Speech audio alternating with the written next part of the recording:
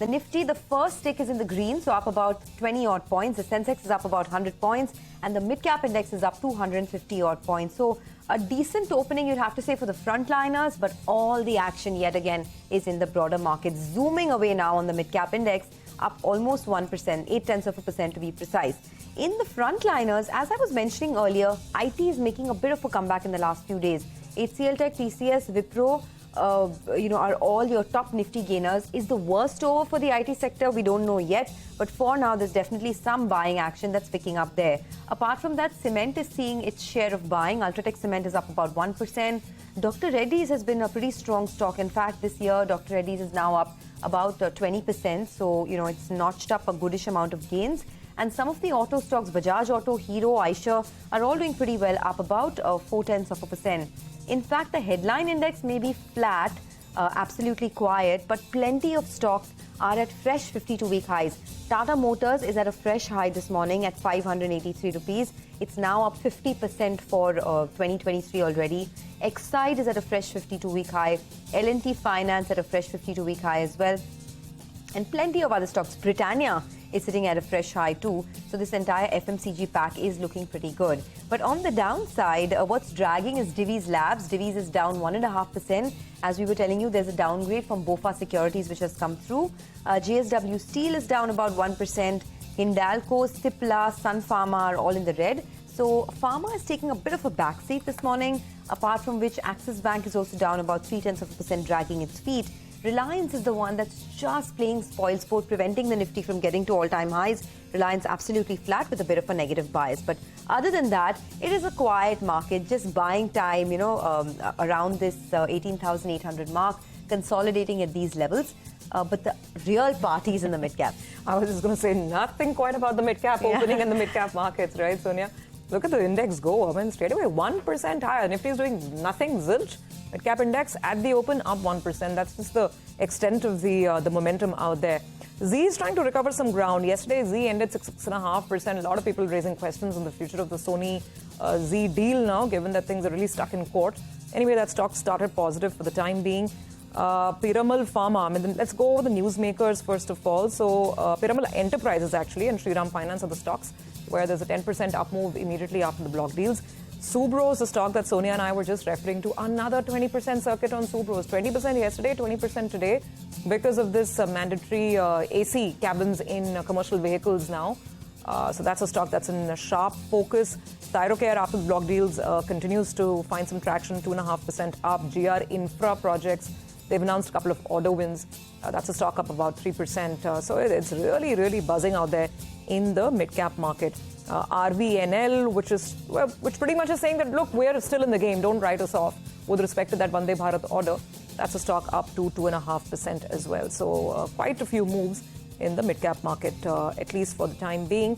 But on the large-cap screen, Prashant, I mean, there's not much changing. It's very difficult to spot sectoral trends as well. I guess absolutely clueless, directionless, at least for now. Looks like it.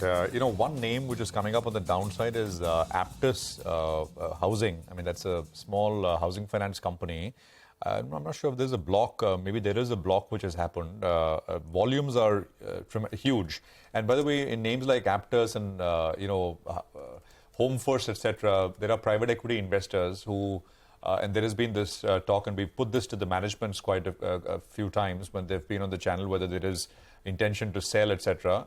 It's been expected, anticipated, but maybe something has transpired. Yeah, there is a block, Prashant. Yeah, there is a block. Yeah. It's down 7.5%, 246. Okay, now, so that's on the downside. But on the upside, apart from what we've already mentioned, look at Z.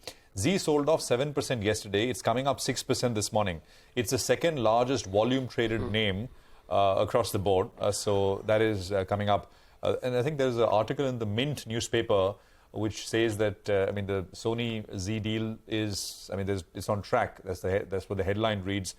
But maybe a bit of a boost there sentiment-wise, although there is, the developments there will need to be watched. But the stock's recovering for some of the yesterday's losses. RVNL sold off yesterday. That's up 3%. We mentioned that. Exide is up about 2.25%. What else? Subros, we mentioned. Max Financial Services, MFSL. It's the underperformer in the life insurance space. HDFC Life, ICICI Pru, etc. have done much better.